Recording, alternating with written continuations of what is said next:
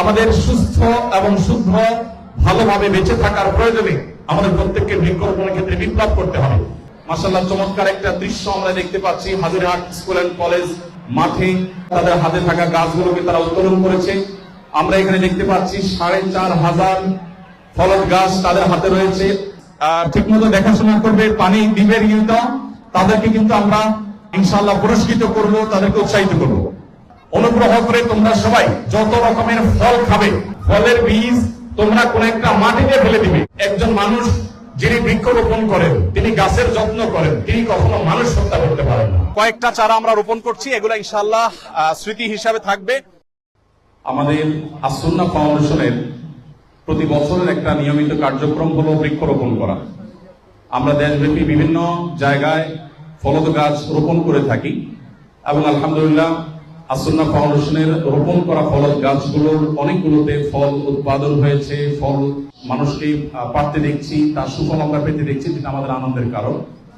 আস-সুন্নাহ ফাউন্ডেশনের মাধ্যমে যারা বৃক্ষরোপণ করছেন অথবা যারা বৃক্ষরোপণ প্রকল্পে টাকা দিয়ে সহযোগিতা করে অংশগ্রহণ করছেন, তাদেরকে আমরা আনন্দের সঙ্গে জানাচ্ছি যে আস-সুন্নাহ ফাউন্ডেশনের তরফ থেকে 2024 সনে বৃক্ষরোপণের আমাদের টার্গেট নির্ধারণ করেছি আমরা 3 লক্ষ গাছ রোপণ করা। আলহামদুলিল্লাহ, সারা দেশের প্রত্যেকটি জেলাতে আমরা কম বেশি বৃক্ষরোপণের কার্যক্রম পরিচালনা করব ইনশাআল্লাহ। আজকে এখানে আমরা বৃক্ষরোপণ 2024-এর শুভ উদ্বোধন করতে এসেছি। আপনারা জানেন আমরা দেশব্যাপী যে বৃক্ষরোপণের কার্যক্রম হাতে নিয়েছি, সেখানে 3 ধরনের গাছের চারা আজকে আমরা এখানে দেব উদ্বোধনের দিনে। তার একটি হলো লেবু, আরেকটি হলো পেয়ারা এবং আরেকটি হলো আম্রপালি।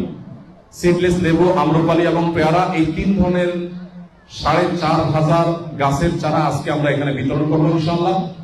এবং এই চারাগুলো ইনশাআল্লাহ বিদিল্লাহ আমরা তুলে দেব বাংলাদেশের অত্যন্ত স্বনামধন্য একটি জেলা, নীলফামারী জেলার সৈয়দপুরের হাজিরহাট স্কুল অ্যান্ড কলেজ এর সব শিক্ষার্থীদের হাতে, সেই সাথে হাজিরহাট সরকারি প্রাথমিক বিদ্যালয়ের শিক্ষার্থীদের হাতে, হাজিরহাট শিশু নিকেতনের শিক্ষার্থীদের হাতে এবং হাজিরহাটের জামিয়া সুলতানুল মাদ্রাসার শিক্ষার্থীদের হাতে। একটি কলেজ, একটি প্রাথমিক বিদ্যালয়, একটি শিশু নিকেতন এবং একটি মাদ্রাসা আমরা নির্বাচন করেছি। আপনারা দেখতে পাচ্ছেন আমাদের সামনে এখানে 1500 শিক্ষার্থী দণ্ডায়মান আছেন। তাদের প্রত্যেকের হাতে ইতিমধ্যে গাছ পৌঁছে গেছে এবং এই গাছগুলো তাদেরকে আমরা আজকে দিচ্ছি। এটি তাদের কাছে আমানত। আমরা মনে করি আমাদের শিশুদের হাতে যদি আমরা গাছ তুলে দিতে পারি, তারা সুন্দরের পথে, সৌন্দর্যের পথে তারা পরিচালিত হবে।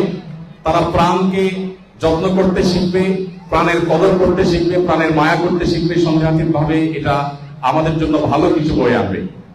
আমার সমাজ শিক্ষার্থীবৃন্দ এবং স্নেহের শিক্ষার্থীবৃন্দ, তোমাদেরকে বলছি যে এই গাছগুলো তোমাদেরকে আমরা হাতে তুলে দিয়েছি, এগুলো তোমাদের কাছে আমানত। তোমরা প্রত্যেকটি গাছ যথাযথভাবে সুন্দর করে রোপণ করবে তো ইনশাআল্লাহ। এই গাছগুলোকে শুধু রোপণ করে ছেড়ে দিলেই হবে না, এই গাছগুলো রোপণ করার পর এগুলোর পরিচর্যা করতে হবে, পানি দিতে হবে, যাতে করে সুন্দর করে গাছগুলো বেড়ে ওঠে, সেই চেষ্টা তোমাদের করতে হবে।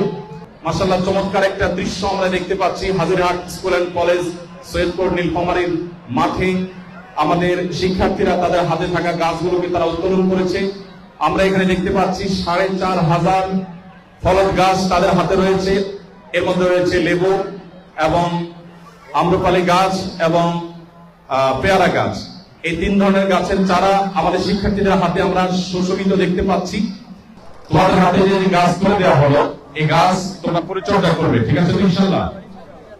আদর করে যত্ন করে তোমরা গাছ লাগাবে। তোমরা কি জানো যে আমাদের মহানবী হযরত মুহাম্মদ সাল্লাল্লাহু আলাইহি ওয়াসাল্লাম গাছ লাগানো সম্পর্কে বলেছেন, কেউ যদি বৃক্ষরোপণ করে, কেউ যদি গাছ লাগায় এবং সেই গাছ বড় হওয়ার পর সেখান থেকে তার ফল ফসল মানুষ খায়, পশু পাখি খায়, এমনকি সেই গাছের যে তোমার ছায়া আছে, সেখান থেকে অক্সিজেন আছে, বিভিন্ন প্রাণী সেটা পায়। এটার কারণে আমরা সবাই আল্লাহর কাছে সওয়াব পাবো। একদিকে গাছের ফল পাচ্ছি, অক্সিজেন পাচ্ছি, আবার অপরদিকে আমরা সরকারি জারিয়ার সওয়াব পাচ্ছি। এই জন্য তোমরা এই গাছগুলোর যত্ন করবে, ঠিক আছে ইনশাআল্লাহ? তোমাদের সবাইকে অনেক ধন্যবাদ যে তোমরা কষ্ট করে রোদের মধ্যে অপেক্ষা করেছো। মনে রাখবে তোমাদের এই শ্রম বৃথা যাবে না, আল্লাহ তাআলা তোমাদের জন্য উত্তম বিনিময় দান করবে ইনশাআল্লাহ। আমাদের কলেজের স্টুডেন্টদের পাশাপাশি আমরা দেখতে পাচ্ছি যে প্রাইমারি স্কুলের স্টুডেন্টরা এখানে আছে। এখানে আছে হলো হাজারিমাজ শিশু নিকেতনের বাচ্চারা আমরা দেখতে পাচ্ছি। আর এদিকে আছে হলো হাজারিহাট সরকারি প্রাথমিক বিদ্যালয়ের স্টুডেন্টরা, তাদের প্রত্যেকের হাতে আলহামদুলিল্লাহ গাছ আছে। তো আমরা দেখতে পাচ্ছি এখানে বিপুল পরিমাণ শিক্ষার্থীরা আছে। তোমরা সবাই ভালো আছো তো? এই গাছগুলো সবগুলো তোমরা নিয়ে রোপণ করবে এবং সুন্দর করে এগুলো পরিচর্যা করবে এবং নিয়মিত পানি দিবে, যাতে গাছগুলোর কোনো অসুবিধা না হয় সেদিকটা খেয়াল রাখবে। মনে থাকবে তো ইনশাল্লাহ? মনে রাখবে, তোমরা যদি এই গাছগুলো বড় করো, আমরা কিন্তু আসুন্নাহ ফাউন্ডেশন থেকে শুধু গাছ দিয়ে চলে যাচ্ছি না, আমরা কিন্তু আবার আসবো এবং তোমাদেরকে আমরা যারা এই গাছকে পরিচর্যা করবে, যারা গাছ ঠিকমতো দেখাশোনা করবে, পানি দিবে নিয়মিত, তাদেরকে কিন্তু আমরা ইনশাআল্লাহ পুরস্কৃত করব, তাদেরকে উৎসাহিত করব। এই পাশে আমরা দেখতে পাচ্ছি হাজারিহাট সুলতানুল মাদ্রাসার শিক্ষার্থীদেরকে আমরা দেখতে পাচ্ছি, তারা আলহামদুলিল্লাহ গাছ নিয়ে দাঁড়িয়ে আছে এবং তাদের হাতে হাতে গাছ শোভা পাচ্ছে। তোমাদেরকে যে গাছ দেয়া হলো, এই গাছগুলো সবগুলো তোমরা ঠিকমতো রোপণ করবে তো ইনশাআল্লাহ? ইনশাআল্লাহ তোমাদের প্রতি সেই উদাত্ত আহ্বান রইল আমাদের। আলহামদুলিল্লাহ আমরা দেখতে পাচ্ছি যে ইতিমধ্যে আমাদের কাছে গাছগুলো সবগুলো আমাদের শিক্ষার্থীদের হাতে পৌঁছে গেছে। শিক্ষার্থীরা, বাবারা, তোমরা রোদে কষ্ট করেছো, গাছ নিয়ে দাঁড়িয়ে আছো, আমি তোমাদের প্রতি কৃতজ্ঞতা জ্ঞাপন করছি প্রতিষ্ঠানের সকল দায়িত্বশীলদেরকে তারা সহযোগিতা করার জন্য। তোমাদের প্রতি আমাদের উদাত্ত আহ্বান, এই গাছগুলো প্রত্যেকটা গাছকে তোমরা নিয়মিত পানি দিবে, যেন গাছ কোনোভাবে নষ্ট না হয়, কোনো গরু বা ছাগলে যেন খেয়ে না ফেলে, সেজন্য গাছের খুব যত্ন করবে। তোমরা যদি এই গাছগুলোকে যত্ন করে বড় করে তুলতে পারো, তাহলে ইনশাআল্লাহ আমাদের আসুন্নাহ ফাউন্ডেশনের ভলান্টিয়ার যারা আছে, এই ভলান্টিয়ারদের মাধ্যমে আমরা তোমাদের তথ্যগুলো সংগ্রহ করার চেষ্টা করব এবং এই গাছ যদি তোমরা সঠিকভাবে পরিচর্যা করো, তোমাদেরকে এরপরে ফাউন্ডেশনের সমস্ত কার্যক্রমের সাথে আমরা অন্য যে কোনো মানুষের চেয়ে প্রায়োরিটি দেওয়ার চেষ্টা করবো ইনশাআল্লাহ। অতএব তোমরা যত্ন করবে, আর সেই সাথে আমাদের সময় তো অভিভাবক বৃন্দ আছেন, শিক্ষক বৃন্দ আছেন, দায়িত্বশীল, তাদেরকে আমরা বলবো বাচ্চাদেরকে গাছ লাগানোর ক্ষেত্রে আমরা উৎসাহ দেওয়ার চেষ্টা করি, প্রেরণা দেওয়ার চেষ্টা করি। কারণ আমাদের আজকের বাচ্চাদের যে বসে যাওয়ার ব্যাপার আছে, আমরা জানি বাচ্চারা কিশোর গ্যাং বের হয়েছে, বাচ্চাদের মধ্যে বাচ্চারা অসৎ উপায় অবলম্বন করছে, মাদকের পথে চলে যাচ্ছে। তারা যখন প্রাণের যত্ন নেবে, তারা যখন একটা প্রাণকে যত্ন করবে, প্রাণকে বড় করে তুলবে, পরিচর্যা করবে, তখন প্রাণের প্রতি মায়া হবে তাদের।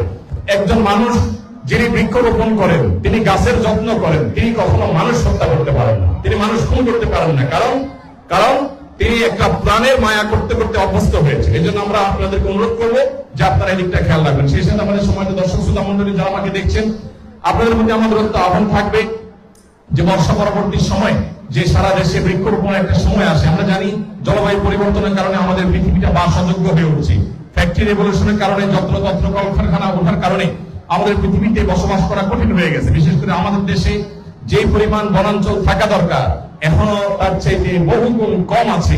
অতএব এই ঘাটতিটা পূরণ না করতে পারলে আমাদের আগামীর বাংলাদেশ হবে ভয়ঙ্কর উত্তপ্ত বাংলাদেশ এবং গরম বাংলাদেশ। বিধায় আমাদের সুস্থ এবং শুদ্ধ ভালোভাবে বেঁচে থাকার প্রয়োজনে আমাদের প্রত্যেককে বৃক্ষরোপণের ক্ষেত্রে বিপ্লব করতে হবে।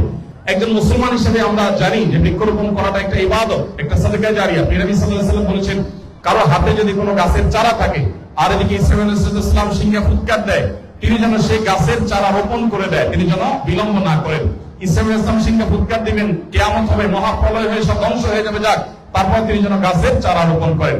অতএব এই যে সুন্দর চমৎকার চারাগুলো আছে, এই চারাগুলো আমরা আজকে আমাদের শিক্ষার্থীদের হাতে তুলে দিয়েছি। এগুলো আপনারা প্রত্যেকে যার যার জায়গা থেকে গাছ রোপণ করবেন এবং নিজের উদ্যোগে কাজ করবেন। আপনাদের কাছে আমি একটা বিষয় জানিয়ে রাখতে চাই, সেটা হলো যে আমাদের আসুন্নাহ ফাউন্ডেশনের একজন সদস্য আছেন চট্টগ্রামে, তিনি আমাকে একবার জানিয়েছেন যে তিনি যত রকমের ফল খান, যত রকমের ফল, সেটা আম হোক, জাম হোক, লিচু হোক, কাঁঠাল হোক, সমস্ত ফলের বীজগুলোকে তিনি রেখে দেন। তিনি বললেন যে আমি কোনো ফলের বীজ কখনো ফলের খোসার সাথে ফেলে দেই না। তিনি বললেন যে আমি ফলের বীজগুলো সবগুলো রেখে আমার গাড়িতে একটা পলিথিনে আমি সাথে নিয়ে বের হই। বের হওয়ার পর যে কোনো জায়গায় আমি যাচ্ছি, কোনো ক্ষেত, কোনো আইল, কোনো মাটি আছে যেখানে পথ আছে, সেখানে পথের ধারে ধারে সেই বীজগুলো আমি ফেলে দিয়ে যাই। আমার উদ্দেশ্য, আমি যদি 200, 400, 500 বীজ ফেলে দিই, সেখান থেকে যদি 10টা গাছও ঠিকে এবং সেগুলো যদি বড় হয়, তাহলে আল্লাহ রাব্বুল আলামিনের কাছে আমি এর বিনিময় কামনা করবো, আল্লাহ তাআলা আমাকে এর জন্য জাযা দান করবেন। আমি আপ্লুত হয়ে গেছি কথা শুনে। আসুন্নাহ ফাউন্ডেশনের একজন সম্মানিত সদস্য তিনি এই চমৎকার কাজটি করে থাকেন। আমি তার মাধ্যমে বা তার এই ঘটনা থেকে আপনাদেরকে অনুপ্রাণিত করতে চাই। আসুন আমরা যে সমস্ত ফল খেয়ে থাকি, বিশেষ করে আমের মৌসুমে আমরা আম, কাঁঠাল, লিচু, জাম বিভিন্ন ফল খেয়ে থাকি, এই ফলের বীজগুলো আমরা ময়লার সাথে ফেলে দিব না। এটা আল্লাহর কাছে জবাবদিহিতার ব্যাপার, কারণ এই বীজ থেকে আরো বহু গাছ তৈরি হয়। গাছের বীজ বা যে কোনো ফল ফসলের বীজ, এটা যে কোনো গুরুত্বপূর্ণ বিষয়, এটা যে কোনো বড় নিয়ামত, সেটা আমরা অনেক উপলব্ধি করতে পারি না।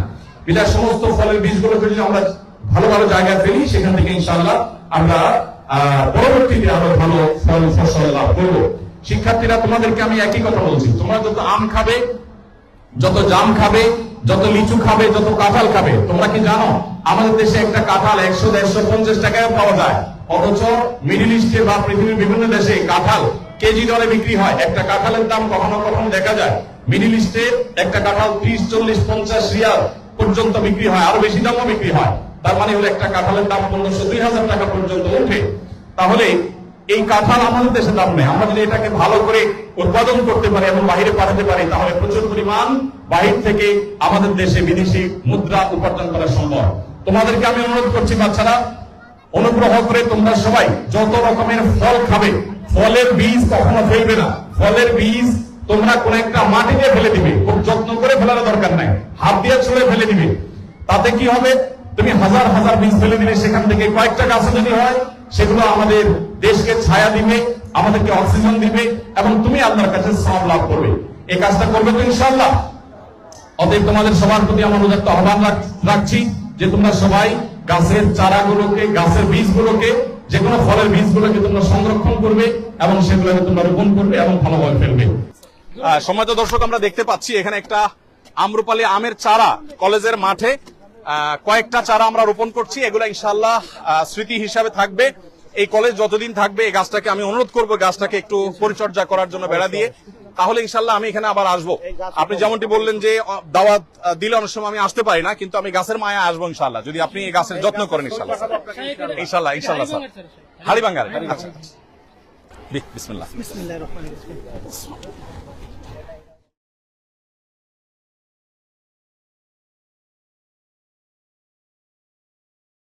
আজকে এই কলেজে মাঠে আমরা অনেকগুলো আমের গাছ রোপণ করলাম। এগুলো পরিচর্যা করবেন ওনারা ইনশাআল্লাহ, এবং এই গাছ রোপণ করার মধ্য দিয়ে আমরা আমাদের স্টুডেন্টদের মধ্যে যে 4500 গাছ রোপণ করেছি, সেটার মধ্য দিয়ে আমরা আজকের এই বৃক্ষরোপণ 3 লক্ষ বৃক্ষরোপণের যে কার্যক্রম শুরু করেছি। আমরা 3 লক্ষ পৌঁছতে পারবো কিনা জানি না।